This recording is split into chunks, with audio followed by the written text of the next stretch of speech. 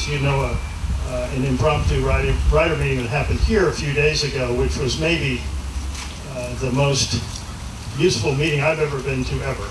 There are some serious problems, is the opinion of everybody, and they were addressed in a very positive way. It was actually at the World Cup final in Las Vegas, and John, along with John Roach and Sven Holmberg and about a dozen others, sat in a room and said, how can we improve the quality of World Cup qualifiers, particularly in North America?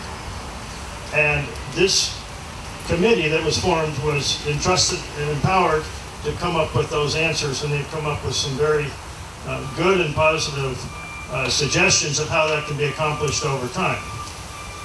However, it is the feeling of everybody here, which I believe you'll hear as this meeting goes on, that there have been many unintended consequences of what has happened.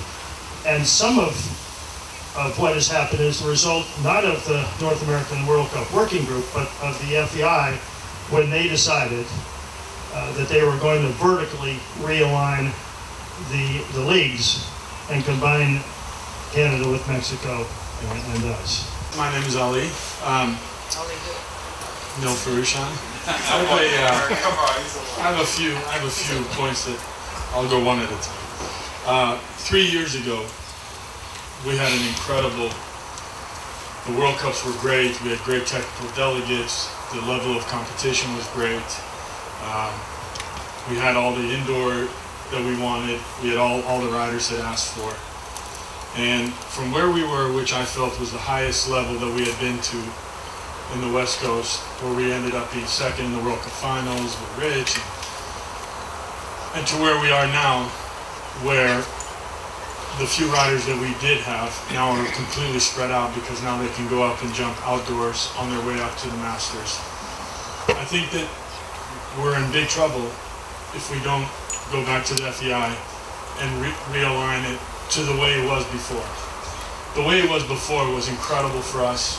We had tremendous results. We had great atmosphere. The Grand Prix were all packed. Now, thanks to these managers, that they haven't canceled these World Cups.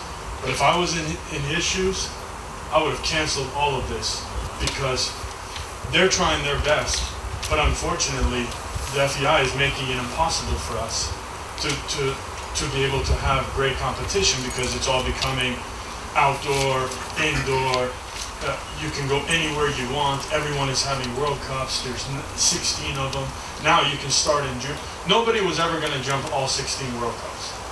So by now, spreading that up, open, if you don't go up there, you're basically going to jump the same that you were going to jump down here. Now the other riders get 2 or 3 extra because now there's a time spread out. They can come back down, do Las Vegas. It makes it too hard for us to qualify if we don't leave our home base. And by leaving our home base, we all hurt our own business, which then hurts our horse shows, which the trickle-down effect of this is going to be unbelievable. And if we don't stop this right now, we will have no sport.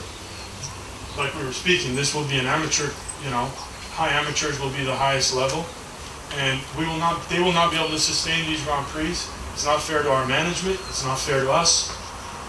I didn't leave this year because of one simple reason. I see how bad things are going, and every dollar I spend, I want it to go to support our local area. And it shouldn't be that way. If one person leaves, it shouldn't affect the bottom line of the horse show. And unfortunately, we're all in deep, deep trouble. And these horse show managers are kind enough to not cancel it, but I don't know what working committee and that committee and this, enough with committees, just common sense. We need to go back to the way it was. Ali, just to be so that I'm clear, when you say that the leagues need to be realigned, what do you mean? Well, the way it was before was all indoor. Mexico and Canada, we were not aligned the way it is now. Now you can go and jump in Thunderbird outdoors, which is a wonderful show. But if I don't go up there, I'm not going to be able to get those points that the other people that are up there are getting. And then when they come back down here, we're going to all go to the same horse shows. These horses can only do so much. So that the way we had before, 3 years ago, the way it was before it got realigned. I don't So know separate U.S. league. Separate U.S. league. And Starting. the starting was here September. in September, but unfortunately now they're already, how many have they had? 2 or 3? Four. So even if I would have gone up No, there, their fifth one is this weekend. it's impossible for us. It's killing our sport, killing our horses, and it just doesn't work for anybody. So, what's the recommendation? The recommendation is go back to the way it was before. Well, again, it has to go to the FEI, but the way it was before was working beautifully for the West Coast. We started in September. We started this week was our first week. And we finished in not in Thermal, the Oaks. We finished at the Oaks, and it was great because it led beautifully to it, and people were fighting for the last points, and there was a crowd. Now, what is Tom going to do? Poor Tom. He's going to have the World Cups. You know, the people that are in front now, it's going to be almost impossible to catch because they have a 40, 50 point head start. So now we killed those World Cups. They're going to have no significant meaning. Unless somebody catches fire and wins 5 of them, you're not going to be able to catch them. It doesn't work. So now they talk about crowds. Well, you just destroyed a crowd. How are you going to go expect people to come and watch when you already know the 2 riders are already qualified? So this is more of a question to go back to the FEI because I really don't understand a lot of stuff that's written on that page. Why are we all in the same league? If it's written on the paper that Canadian riders qualify from Canada, when the U.S. riders qualify from the U.S., they just compete against the other U.S. riders in their respective leagues, and the Canadian riders just qualify against the other Canadian riders in respective leagues. And the same with Mexico. If it's that way, why do we need to have 2 big leagues with different countries qualifying different ways? Why can't we just have it 3 different leagues with Canada qualifying in their Canadian leagues against themselves, and us qualifying in the U.S. against ourselves, and the Mexicans qualifying against each other? I mean, sure, it makes the leagues simpler because there's only 2, but it just doesn't make sense. It seems like they did it halfway, like they combined the leagues, but they didn't combine the countries. And Exactly. it was like a... But I think that was weird line that doesn't really... yeah, unlike in Europe where is it 8? I think it's 18 qualifiers from the Western European League. Doesn't matter what nationality you are.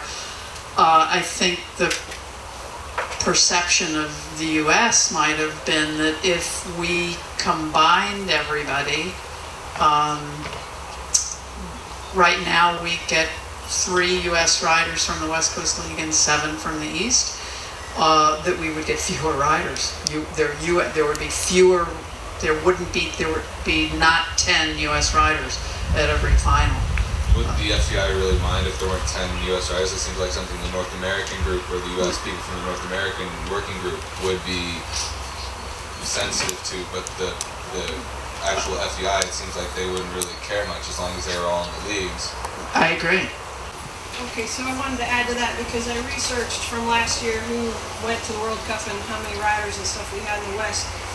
West Coast, we had 77 riders on the list total, and the top spots, if you took the top 7, there was 4 USA riders and 3 from other countries, which happened to be Puerto Rico, Australia, and Brazil. The 2 top Canadian riders were 10th and 13th on our list, and the 2 Mexican riders, top Mexican riders, were 19th and 30th. And if you took, I don't know if they even went to the World Cup final, but the 30th placed rider had 31 points. The top Canadian, I don't know if Tani Ziegler went or not, but she was the top Canadian on the West Coast. And she had 47 points, and our leader had 134.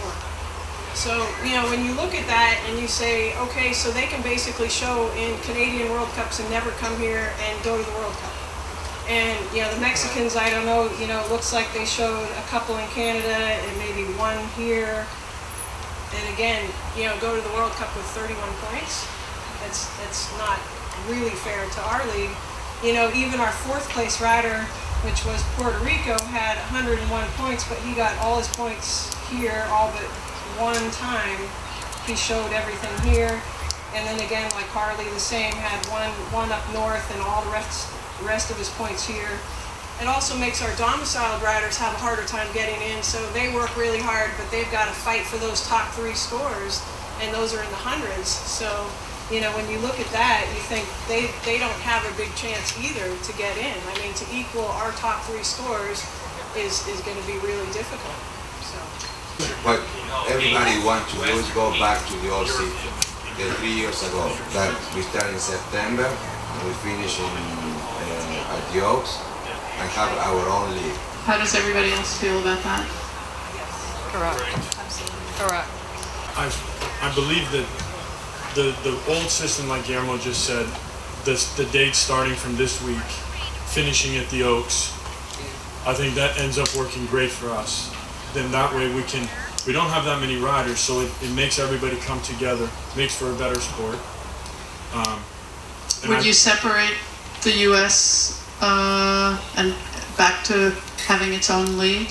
Yeah. Yes. Yes, because again, like Jenny was saying, it's unfair to have someone with 31 points be able to go.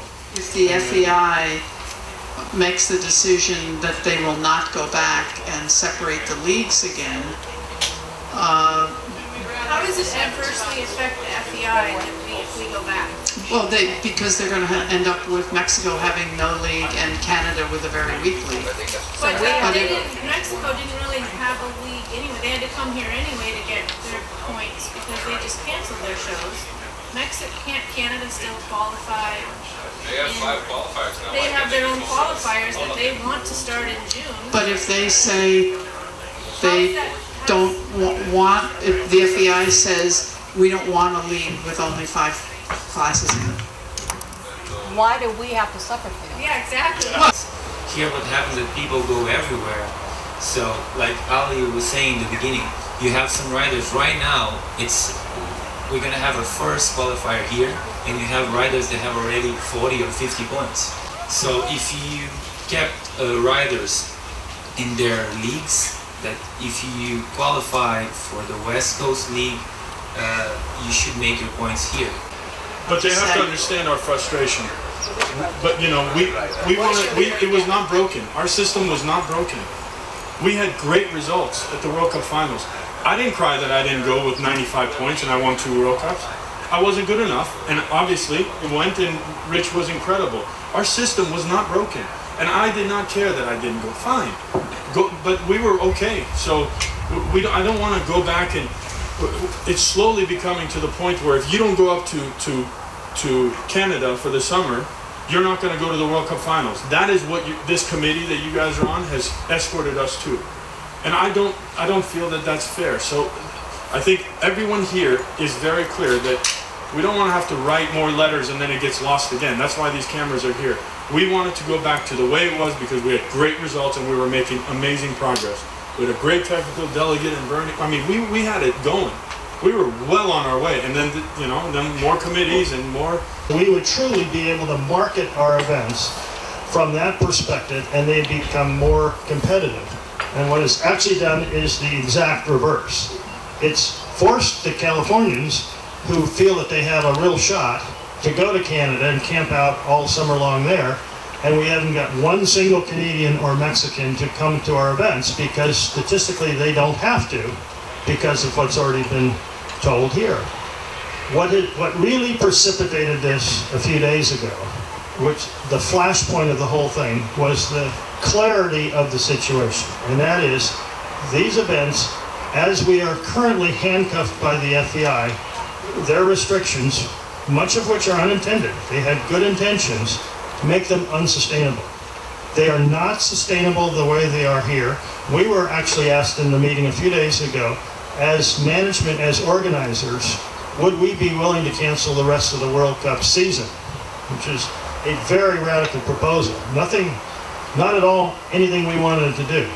But I can tell you, Larry, you can speak for yourself, but we talked about it. We, as organizers on the West Coast, and I spoke with Dale in Europe today, if we had to, if the riders wanted us to, because they've already acknowledged that starting here, the point system is statistically irrelevant. Absolutely, positively, statistically irrelevant. And for us, as organizers, to go to the expense that it costs us to do that when we can't attract the riders, when we see the start list, makes absolute no sense. So we're trying to fix it. And I think one word that keeps showing up in this meeting, and you said it a bunch of times, is cancellation.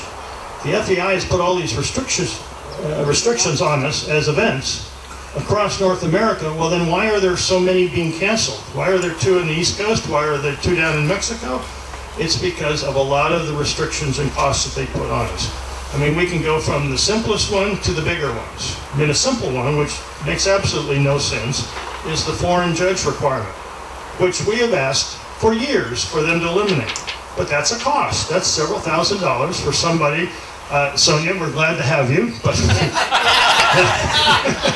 so I'm taking your job away from you, but I apologize. We'll bring you back for something else. It's okay.